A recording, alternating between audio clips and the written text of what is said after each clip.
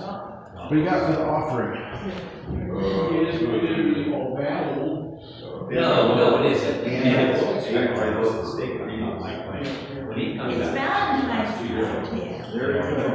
Day. I forgot to mention something on the screen about this. And that's the truth. Somebody arranged all that. Hey, it's not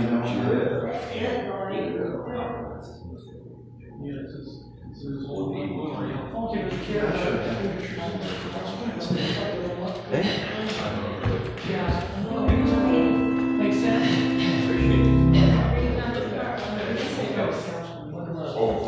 Oh, please do. And I'll make a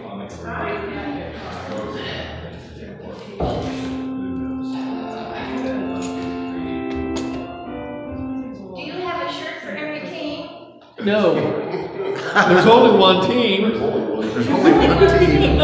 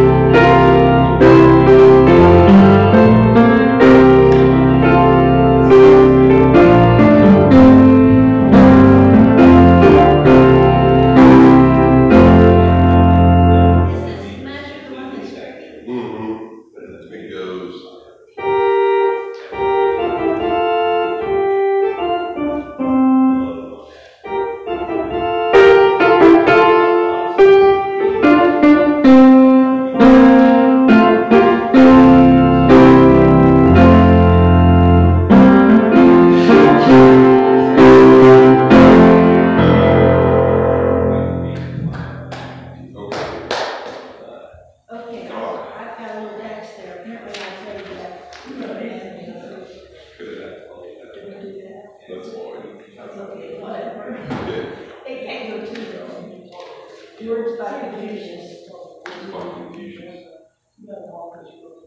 Yes. I can't believe how many times we use this. Last time was 4:21 magazine. All right.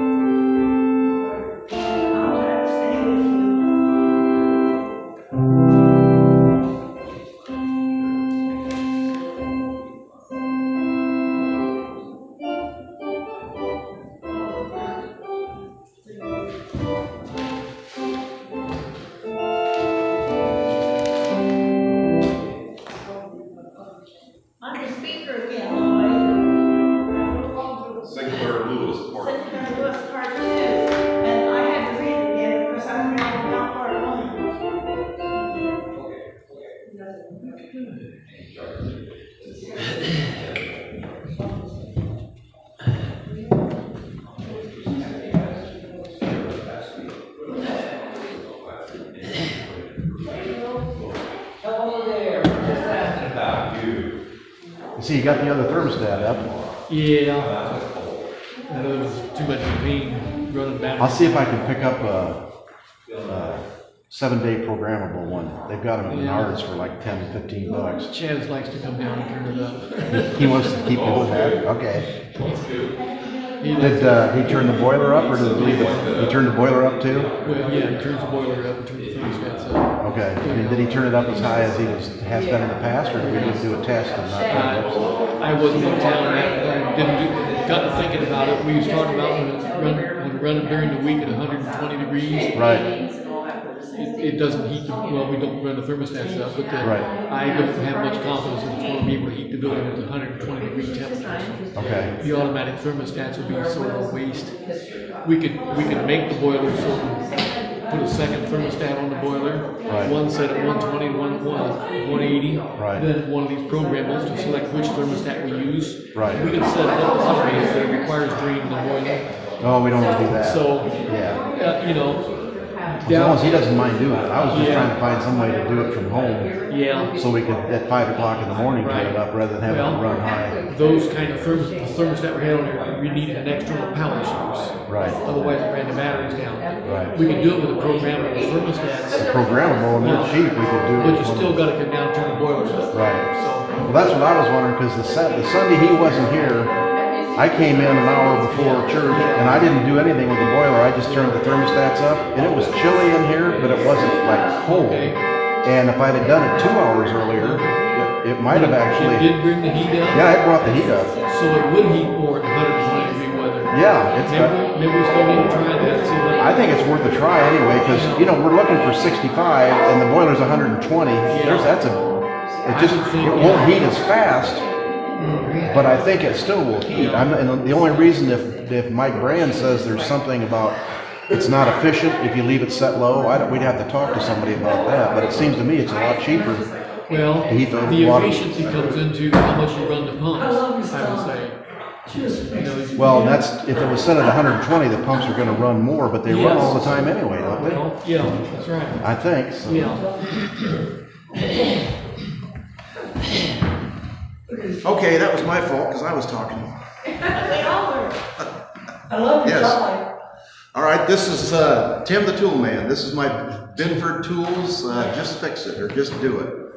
And I was going to say, as long as we're doing that, actually, welcome to First Universalist Church in New Madison. We'll do that. Everybody knows where you are.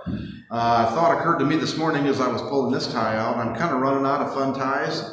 So if any of you have ties that you don't wear anymore, or ties from a relative who's passed on, or ties that you picked up at a garage sale that you would like to see displayed at the front of the church on a Sunday morning, just drop them off here and we'll just leave them here, but I'll go ahead and wear it. If you want to commemorate a loved one or somebody who's not here, we'll wear their tie for you. Okay.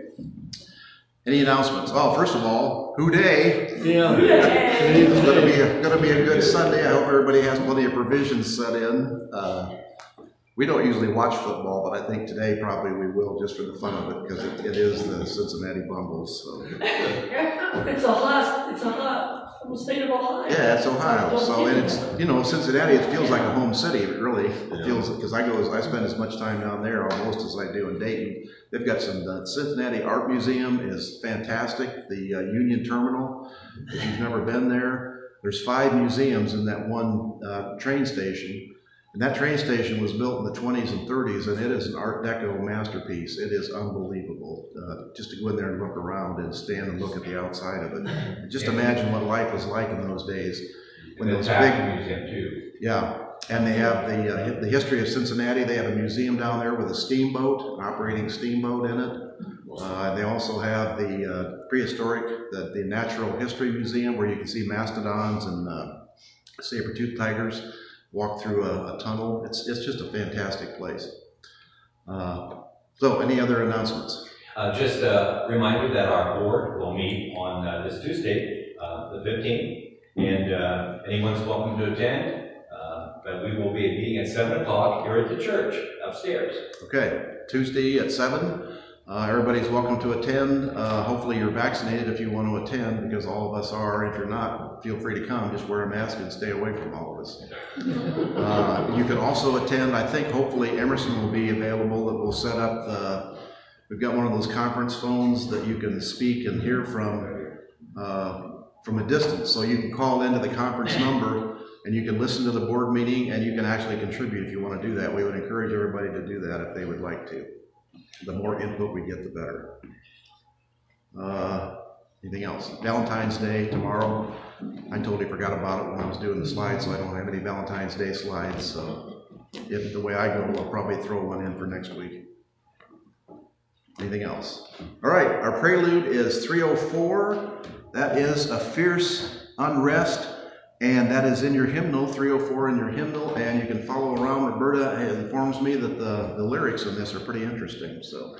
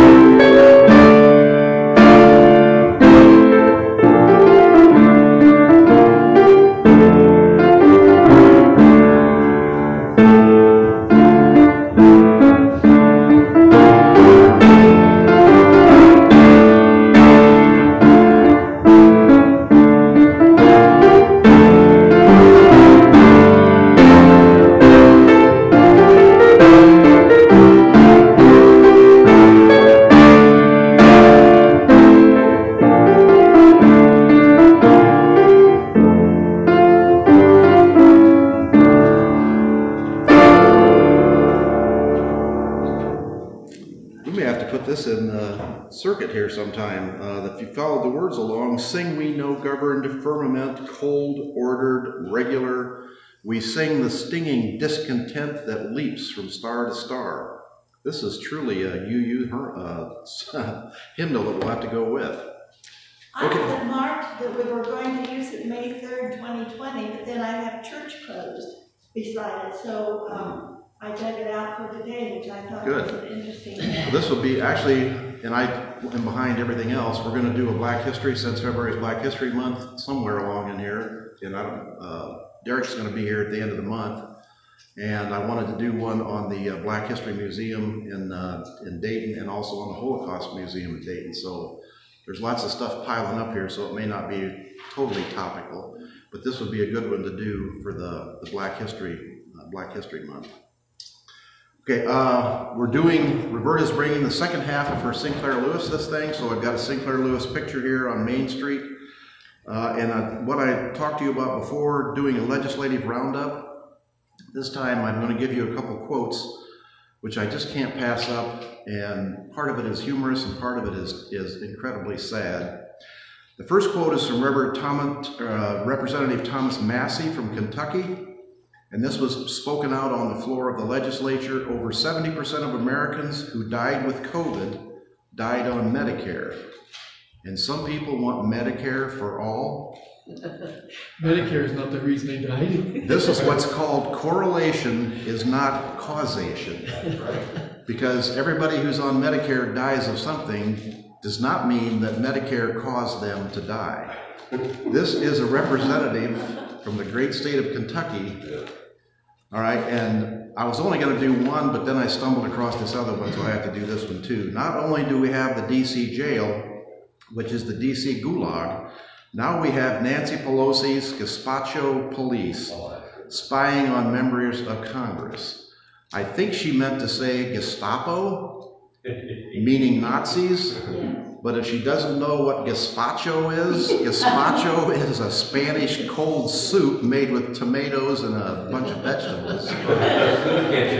These are people who are representing the Conservative Party of the United States. And this, I can assure you, is the reason we are in the dilemma we are in. So, we'll start with, and if you have quotes you'd like to see, bring that up too. This is just another picture. Let me go back to that one because I missed it. Of the 1930s. This was, Lewis was a big writer in the 20s. And that's one of the criticisms I heard, or one of the explanations. We all hear about the writers Hemingway and other writers, Fitzgerald from the 20s, who are still famous today, still read today. Nobody really knows much about Lewis, and one of the reasons that I heard was he was a person of the 20s. Everything he was talking about was tied into the 20s, and it doesn't carry over very good to the future. But he had some good quotes too, which we'll throw in now.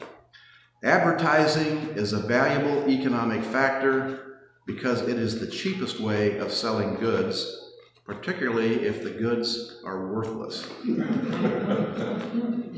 And this one strikes true to heart, I think. Intellectually, I know that America is no better than any other country. Emotionally, I know she is better than every other country. All of us know as UUs that America is just another country in the nations of nations. But in our hearts, we still get that little thrill when we see the American flag, no matter how much it's kind of taken over by a right-wing cause. We still are proud to be Americans, and we want America to be what America was founded to be. Okay. Our prelude is, we've done that, didn't we? Yes. Yes. Okay. Chalice lighting. As the Wild Wind Bites by Ben Soule. Let us hold a quiet moment together as our chalice is lit. As the wild wind bites, so does the still flame warm us. As the deep snows block our doors, so does the gentle flame bring us out. As the crackling cold air stops our breath, so does the radiant flame draw from us the words we need to give and to receive. Words of greeting, words of comfort, words of solace. Words to challenge our minds and words to bring us to action. Let us gaze upon this, our common flame, so that we remember who we are and what we can do when we are together. Our opening hymn is 303, We Are the Earth Upright and Proud.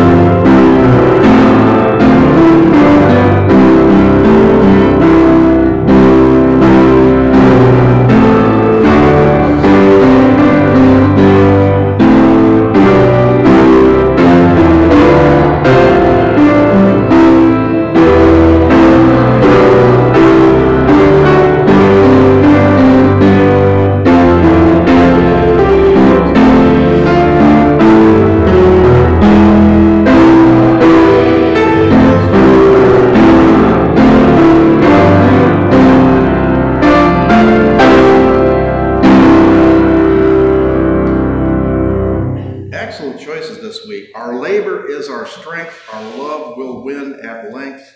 Our minds will find the ways to live in peace and praise. Our day is just beginning. Okay. Children's story. I've got something that I pulled up from here.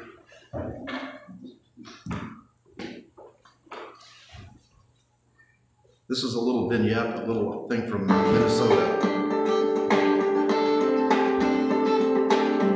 The rolling plains of Sauk Center, Minnesota became the launching pad of the most popular American writer of the jazz age, Sinclair Lewis.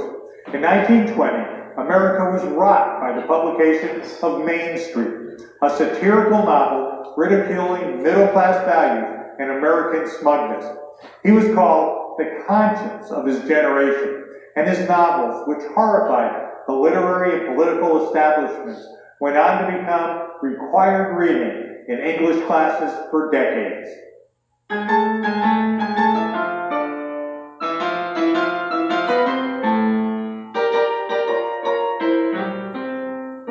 Sinclair Lewis was the first American to receive the Nobel Prize. Some people feel because Europe disliked America, and here was a guy who was making fun of America. What's the matter? You wanted for murder? What's the matter? Worse than murder? It's a woman. What? He is the most noted Minnesota writer, certainly one of the most noted American writers, first Nobel Prize winner, and for a while, probably the most popular writer in this country in the early part of the 20th century. He's essentially a storyteller, and a very good storyteller. In the early part of the 20th century, everyone knew who Sinclair Lewis was because he wrote so eloquently about what was going on in American society at the time. The rising middle class, American culture, all of the foibles. He was truly, I think, a visionary. All right. I always say business is business. That's the American way. Now, you know. He had his finger on the pulse of the culture. He knew everything that was going on, mostly to satirize it, but also to people like reading about what was going on, and Lewis certainly knew what was going on in this country. When I told my pals I was coming to Jesus, they laughed. Well, my favorite book is Elmer Gantry, and I just love the book. Maybe it's because of the movie with Burt Lancaster. Well, I'm going to give you all the hell of the Bible, and if you don't like it, you better fix it up with the law, because the law put it there. For me, it was the historical reference, the impact of the evangelists of the time, like Aimee Semple McPherson. Who is this Elmer Gantry? And the fact that he looked at that movement and found the human side to it. The fact that these religious reformers, like years later the televangelists, had feet of clay. In 1917, Mr. Gantry was expelled from a theological seminary in Kansas for seducing the deacon's daughter in the church where he had that day delivered a Christmas sermon. Babbitt, the same thing. And when the city buys the property, they gotta buy the plot.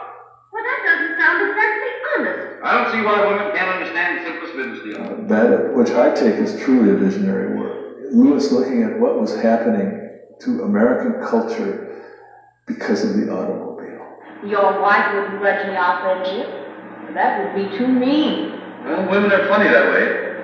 And what effect cars would have, what effect mass culture would have on this country. I think that in 1922, when Babbitt was published, Sinclair Lewis really saw far into the future the effects of this new invention. And not just the car, but the radio, the phonograph, and everything else that was happening in that age to so transform it from what was essentially the Victorian era up, pushing up until the First World War.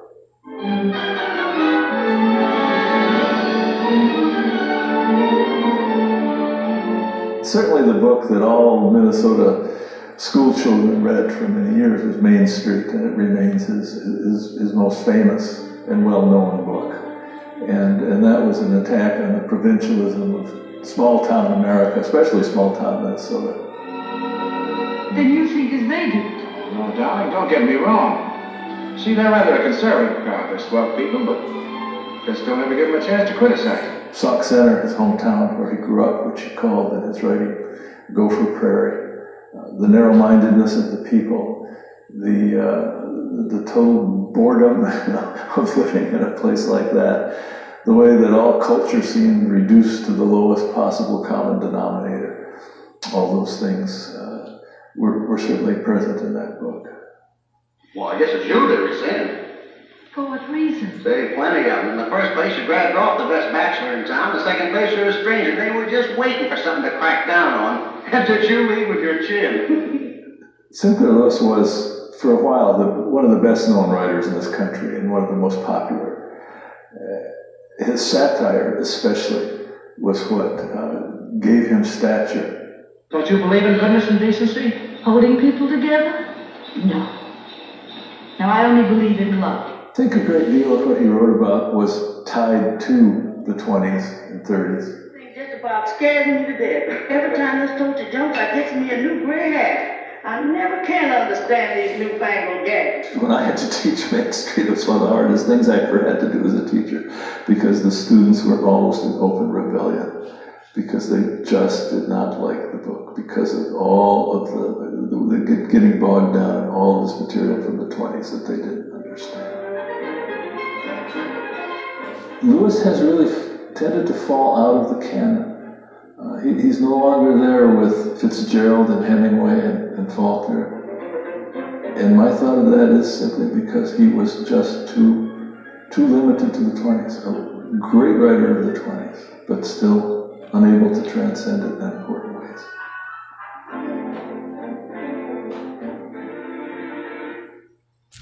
All right, there's a quick overview. If we have time, I'll give you the overview of his books. Let me read you the last little sentence, which I think covers him. Red Lewis, now they call him Red. Anybody know why they call him Red? You see in the picture there? He's got red hair, which you don't see in the black and white pictures, but you did see in that one picture. Was an honest man and a man who loved justice. Thus, when he saw the awful gulf that lay between the two knowledges, honesty and justice, he was outraged, and a fire started in him that never went out, that harried him until he gave into it and had to take up paper and pen. Okay, our affirmation is the Beatitudes for Justice Builders by Linda Ramsden, and the reason we picked this is because I look at Sinclair Lewis as a justice builder. Blessed are you who can question your own assumptions and listen with an open mind. You will receive new insights beyond your imagining. Blessed are you who suffer the attacks of others to stand up for what is right. You will not be alone, for your courage will inspire others to rise. Blessed are you who build friendships as well as justice. Even when you lose an issue, you will have strengthened the foundation of your community. Blessed are you who take delight in people. You will not be bored in meetings. Blessed are you who agitate the placid waters of complacency. You will create waves in the inertia of privilege. You will know the thrill of riding the surf of change.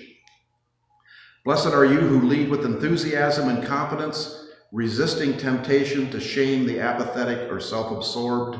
You will inspire curiosity and hope in others. Blessed are you who play as well as work. You will have more fun, build more energy, and will draw the powers of the impish to your cause. Blessed are you who ask for help in your role as leaders. You will find teachers at every turn, and your work will remain interesting and alive. Blessed are you who, when wrongfully attacked, find safe outlets for your righteous rage. Your mind will be clear, your decisions strategic, and your progress will not be derailed by the backlash of the fearful. Blessed are you who do not demonize your opponents. Your eyes and your hearts will be open. Blessed are you who sing and dance. You will find energy and joy to lift you on your journey. Blessed are you who offer thanks and praise fivefold for every critique. Your children will want to visit after they are grown. People will want to serve on your committees, and friends will be interested in your opinions. Blessed are you who study the rhythms of history. You will have knowledge with which to shape the future. Blessed are you who work in coalition rather than in principled isolation. You will meet great people, learn things you didn't realize you needed to know, and have partners for the journey when you are in the lead or in need. Blessed are you who volunteer to be secretary and take good minutes. Your words will become history. Your efforts will move steadily forward rather than running absent-mindedly over thoroughly discussed ground. Blessed are you who discover, train, and encourage young leaders. You will see your work expand and grow beyond your own time and talent. Blessed are you who can change your mind. You are still alive. Blessed are you who will not let the perfect be the enemy of the good. You will see progress in your lifetime. Blessed are you with an active spiritual life. You will find perspective and comfort in times of loss and betrayal, and will rise without cynicism to meet the challenges of a new day. Blessed are you who live from a place of gratitude, for you will know the meaning of life. We may do that one again. It's long, but I think there's a lot of good stuff in there. All right. Joys and concerns. Any pertinent? Any close to home? If not, I've got a few from far away. Canada, again, those poor Canadians. They are such nice people. The police go to the bridge, the Ambassador Bridge between Windsor and Detroit, and politely ask people to leave. And actually, some of them did leave. Being Canadian, some of them did leave. I imagine the ones who are taking after the American conservative movement are the ones who are still there.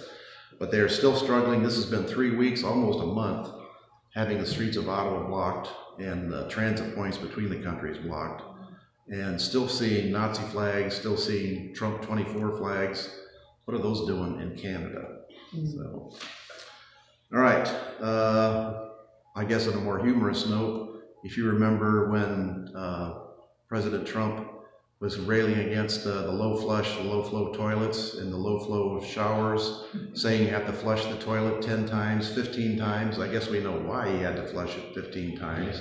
He was trying to flush down all the papers that he'd torn up and tried to flush down the toilet. Anything else? Okay. We'll light a couple candles, one for the Canadians, one for the state of American government. Well, one for Ukraine. Yeah. Oh, yes, that's the major one. Ukraine, the United States must have some pretty good information that Putin is going to actually invade, because now they've ordered all the people from the embassy, except for the skeleton staff, not just the family members, the actual staff of the embassy, to leave. They've instructed all American citizens in the Ukraine to leave. They've instructed the American trainers who are there training the Ukrainian military forces, they've instructed them to leave. That sounds to me like they are pretty certain that Putin is going to invade, which is going to cause major problems everywhere. We are not going to send military forces, but we're going to start with economic shutdowns, and that's going to put the pinch on everybody. So we earnestly pray that Putin sees the light and changes course. That is still possible. I don't know how likely it is, because I don't have an insight to that. And those thoughts, concerns that you have that you're unable to share out loud, we are with you in all of those. Okay, our message, Sinclair Lewis, again. We'll know everything about Sinclair Lewis by the time we're done with this.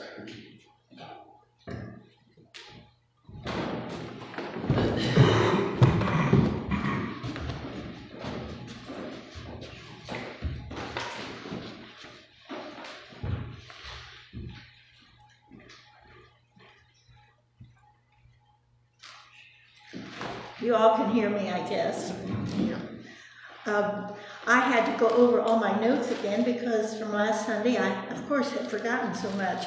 But Sinclair Lewis was really, really an interesting person. And Tim, I thank you for showing more about it than I and most of you probably knew as well. I'll find my place. We're starting with the Main Street of 1930s. The main event of the 1930s in the life of Sinclair Lewis was his marriage to the famous journalist Dorothy Thompson. Now remember, his first wife was Grace Livingston Hager, who had a son, Wells, with Sinclair. His second wife was Dorothy Thompson, who gave him a son, Michael. He was not a good father, as you will learn as I go on. Okay. The main event of the 1930s in the life of Sinclair Lewis was his marriage to the famous journalist Dorothy Thompson. Now remember, we refer to him as Sinclair, another time we refer to him as Lewis, and another time we refer to him as Red. So we'll have to keep track of who we're talking about. Okay. Dorothy and he first encountered each other in 1927 at a journalist gathering in Berlin. She invited him to her birthday dinner the following night, at which he cornered her and asked her to marry him. And when she turned him down, he swore to pursue her until she changed her mind. Well, when she finally said yes, they were married in London and spent their honeymoon touring England in an automobile trailer. What is that? An automobile trailer? A camper trailer, like a caravan. A camper trailer. Yeah. That was their honeymoon. Which is pretty novel for Great Britain at that time. Was it? Okay. What was Dorothy Thompson like? A 1940 profile in the Saturday Evening Post said, "She is one of the most extroverted of humans, aggressively gregarious and tireless in debate. For combined intellectual, physical, and emotional energy, she has no known equal, male or female. She was also unflagging at her job, and her fame and influence grew as she used her journalist pulpit to try to awaken America to the growing dangers of fascism and Stalinism. She had interviewed Hitler before the Nazis took control, and she published a violent attack on him called I Saw Hitler. When he came to power, he expelled her from Germany. She had only a day or two to pick up and get out of town, creating a furor that elevated her to being a star. Soon she began writing her syndicated column On the Record, which appeared twice a week for 22 years, earning her a national readership of 10 million people with her impassioned political views and her focus on women's lives. Now remember, this is Sinclair Lewis's wife we're speaking of. She was also writing a column for Ladies' Home Journal and whirling around the country on endless lecture tours. At the height of her fame, Time magazine named her one of the 2 most admired women in America. Who do you think the other one might be at that period in history? Eleanor Roosevelt. She was also trying to be a wife and mother. She and Lewis had one son, Michael, an extraordinarily difficult child, both adored and couldn't deal with. She also adored Gracie, that was his first wife. She adored Gracie's son, Wells, and she was devastated when he was killed by a sniper in France not long before the end of World War II. Lewis was a terrible father to Michael. This is his second wife's child. And Dorothy exhausted herself trying to get him to pay attention to the boy, but it never happened. There were 2 houses on the beautiful land the Lewises bought in Vermont.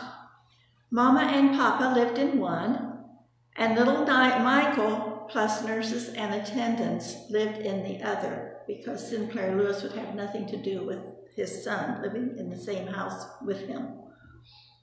When he was a child, Michael announced, "I think when I grow up, I'm going to kill my daddy." This was the type relationship the Lewises had with their children. Meanwhile, Lewis's drinking grew worse and worse. It was now conceded by both husband and wife that he was an alcoholic. His behavior grew worse too. When there were people around, he would launch into brilliant and endless monologues, wielding his superb gift of mimicry.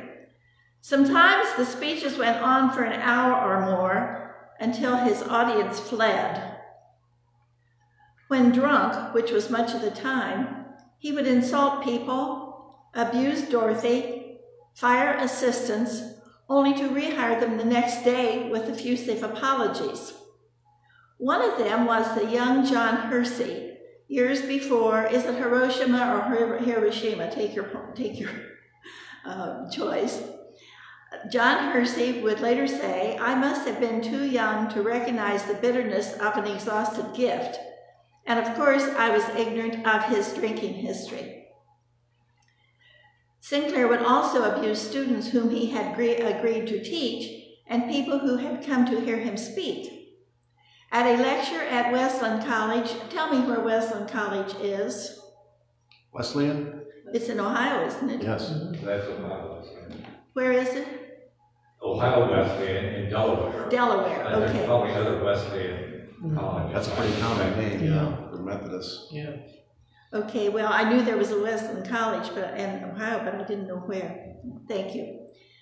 Okay, so Sinclair Lewis asked the students, "How many of you want to write?" Most of them raised their hands. "Good," he said, "go home and write." And he marched off the stage. The Lewis marriage was eroding beyond repair. Dorothy drove him crazy with her incessant talk of the situation in Europe. "If I ever divorce Dorothy, I'll name Adolf Hitler as co-respondent," he said. Whereas he would call her by his own name while impersonating his father. "Harry Lewis, Harry Lewis, get your lazy bones out of that chair and see to the wood. How many times do I have to tell you? And it's past 8 o'clock, Harry Lewis, do you hear me?" When I first became Harry Lewis, Dorothy was to recall, I really did not know whether I was he or not. Yet there were happy times in Vermont. Dorothy's sister Peggy told their intimate friend, the journalist Vincent Sheehan, that she can remember hardly anything but gaiety and goodwill from all of those years. And Dorothy's diaries and letters to Red were filled with love, even passion. Dorothy and Red always did better with each other when they were apart from one another. One of their final engagements took place on screen in the first of the famous Hepburn-Tracy marital comedies, Woman of the Year. That appeared in 1942. It was an open secret that the Lewises were the originals showing in the movie. But by 1981, when a musical based on the movie was a Broadway hit, people were interested only in its star, Lauren Bacall. No one by then was interested in Dorothy Thompson, or for that matter, in Sinclair Lewis. Their marriage was over long before they officially divorced. Lewis, who had always been drawn to the theater, was writing bad plays. And in 1939, he fell madly in love with an 18-year-old aspiring actress named Marcella Powers. He was in his 50s at the time. Naturally, she was flattered by his attention from a world-famous man, and she generally liked him, but she was wise enough, or wary enough, not to marry him. He plied her with gifts, paid her expenses, wrote plays for her, but she wanted to act, not be Mrs. Sinclair Lewis. It was all very public and not very seemly. When Powers wouldn't tag along with him on his travels, he would take her pleasant, passive mother in her place to look after him and provide some kind of undemanding companionship. Anything rather than being alone. He could not stand being alone. Eventually, Powers married an appropriate young man, and Lewis behaved well, but he understood that his emotional life had ended. Along the way, he himself took up acting. He performed such parts as the stage manager in Our Town and the George M. Cohen role in Eugene O'Neill's All Wilderness in a variety of summer and regional theaters. As for his later novels, they range from mediocre to terrible. Only two stand out in any way. The best-selling Cass Timberlane from 1945 is about an attractive youngish judge who falls in love with the very young, exciting Ginny, who marries him, leaves him for a sexier man, and returns to him repentant. Ginny, of course, is a fictionalized Marcella Powers, played in the hit MGM movie version by Lana Turner, opposite Spencer Tracy as the judge. The other is the preposterous King's Blood Royal from 1947. Lewis, determined to strike a blow against racism, scoured the country interviewing Black Americans, from servants and manual laborers to ministers and educators. Then he invented a young, successful, and white banker with a perfect wife and family who somehow discovers that he is, are you ready for this? 1/32nd Negro. Now this is the book I'm talking about. He's shocked, fascinated, and determined. He must divulge that terrible secret to the world. You would have thought that a sophisticated post-war Midwestern city would absorb this scandal without a murmur, but no, his life is shattered. Fortunately, his wife is true blue and stands by him as he takes his place in the Black world. This nonsense was ridiculed by critics, yet was a considerable bestseller. His last. We're talking about Sinclair Lewis wrote that book. And it was his last novel. It said it was considerable a bestseller, his last bestseller. Two feeble novels were to follow, but after a quarter of a century as America's leading novelist, his effective career was over at this point. His life petered out into a sad, isolated existence, this quintessential American, dying in 1951 in a hospital outside Rome, with only an anonymous Franciscan nun in attendance. I found that sad. Despite his substantial achievements, he still saw himself as ugly and unlovable, and he was at the end the thing he had always most feared in his life. That was being alone. He feared being alone. Terrible, but he was always lonely. It's all too easy to focus on the peculiar and unpleasant aspects of Lewis's life. Attention must also be paid to his remarkable capabilities and his large generosity.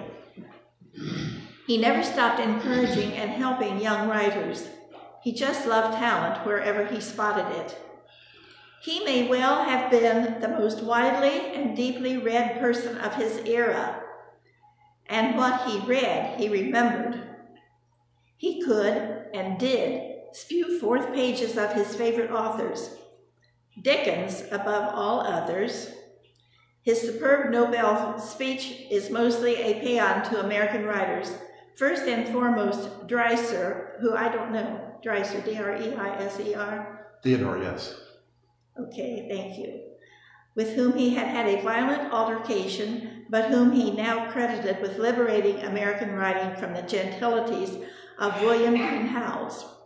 He also extolled Sherwood Anderson, Willa Cather, Robert Frost, Edna St. Vincent Millay, Carl Sandburg, Ring Lardner, Thomas Wolfe, O'Neill, Hemingway, Faulkner, among others. As for his writing, he was never a stylist. His books are almost without a voice of their own, lacking in both power and lyricism. But they are superbly constructed, and they keep you reading. Certainly they are convincing in their presentation of the surface of things, and it is this all-consuming attention to the surfaces of American life that makes him unique in American letters. From the start, he was watching, absorbing, cataloging. And his friend, Anna Louise Strong, who later became America's leading sympathizer with Communist China, wrote of him when he came to Seattle in 1916. He showed me notebooks full of descriptions. He went, for instance, to the docks in Seattle and wrote down lists of what he saw. The size of packages, what was in them, how they were loaded or unloaded, where they came from, what everything looked like on the docks. He did this everywhere he went across the country.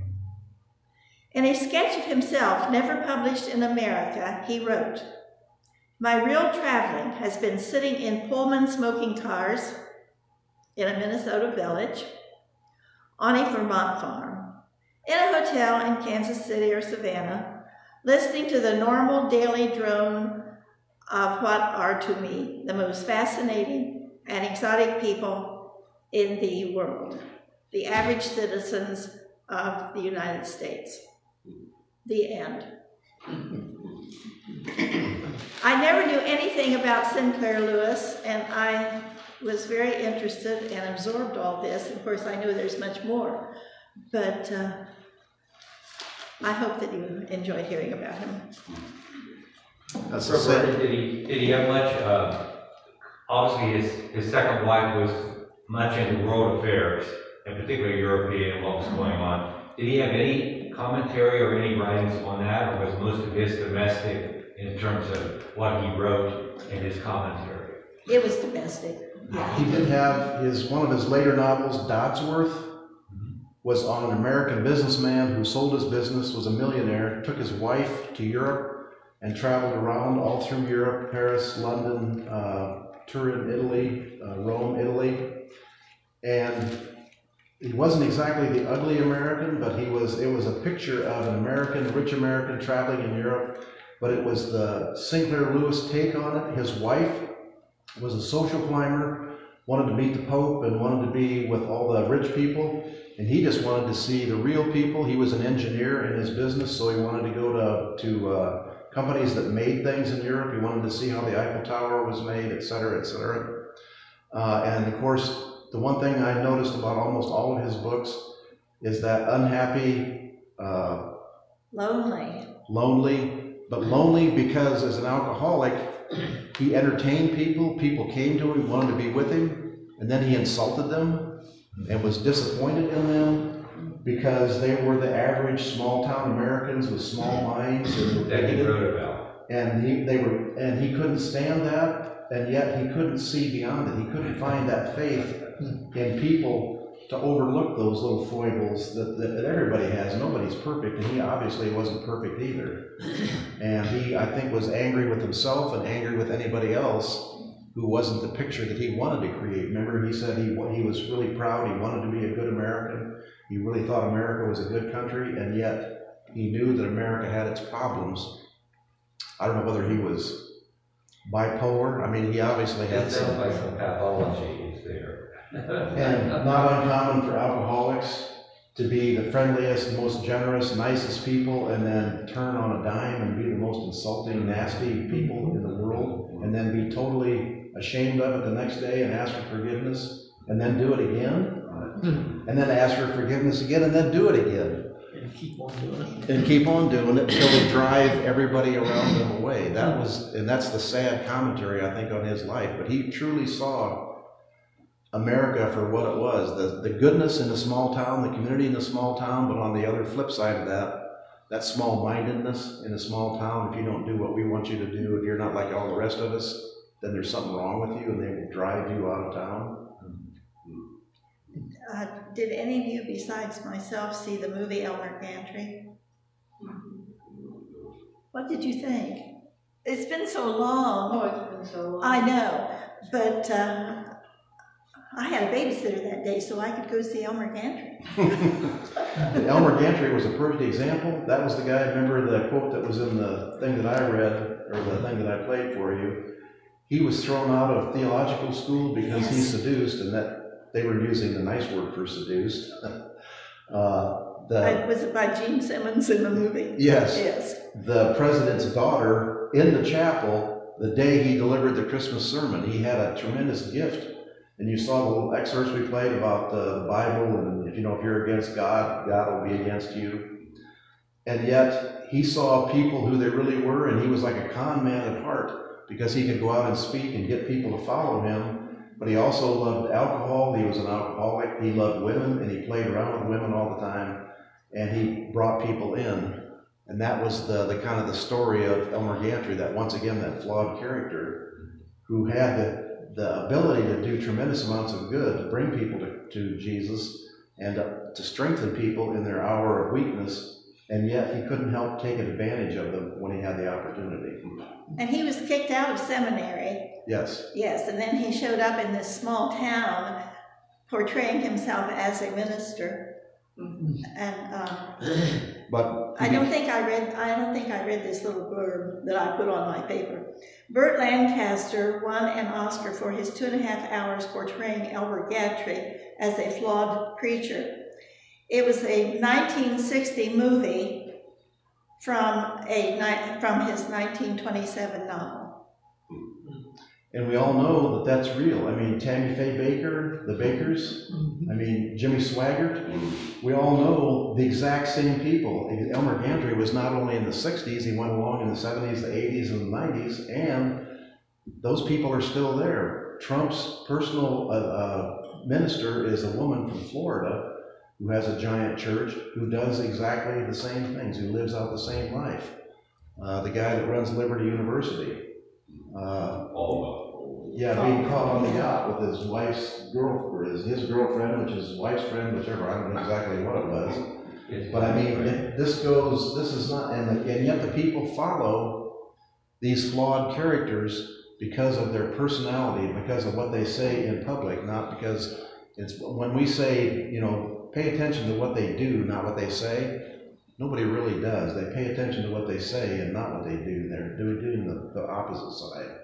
And that's what we're trying to do, is look at people by the way they live and be known by the way you live, not by the things that we say, not by the things that you say. You can profess to be a Christian or a Democrat or a loyal, patriotic American, but let's see what you actually do, and that the proof is in the pudding, so to speak. Okay.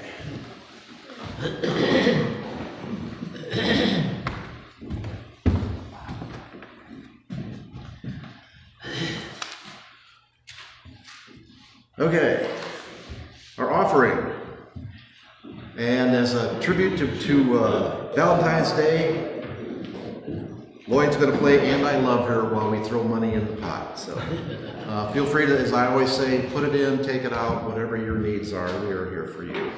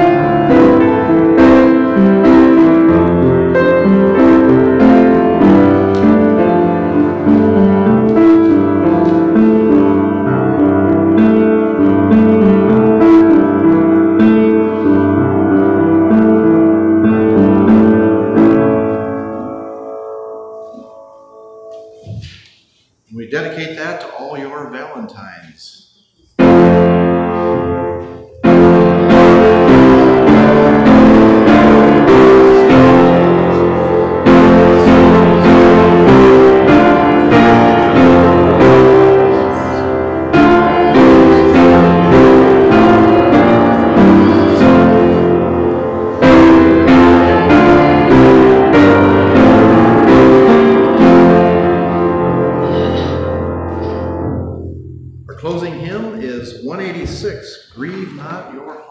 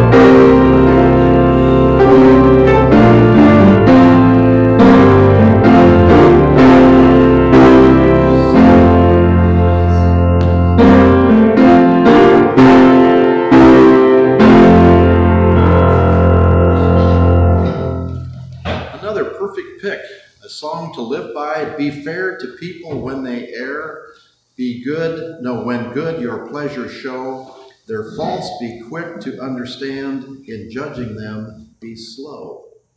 Something to live by. Grieve not your heart, 186.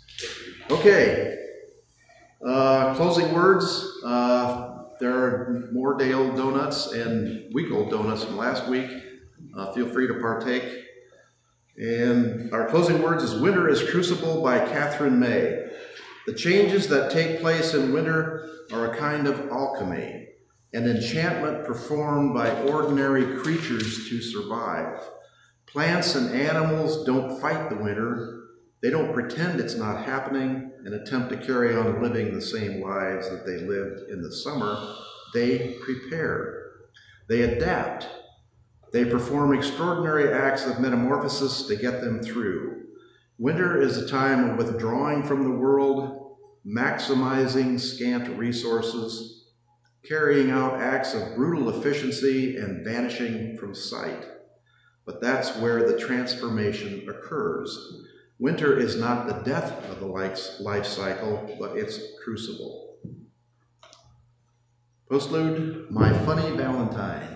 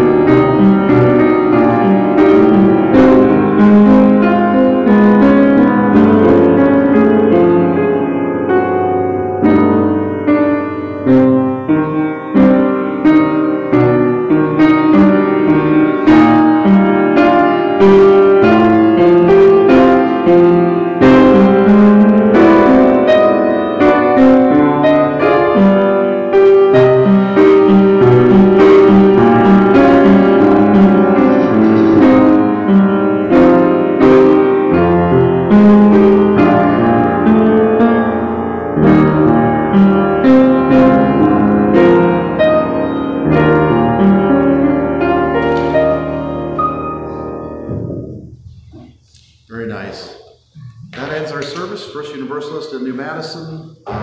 It's cold out there, and we haven't mentioned it, but I will mention it again as we close. The virus is still spreading.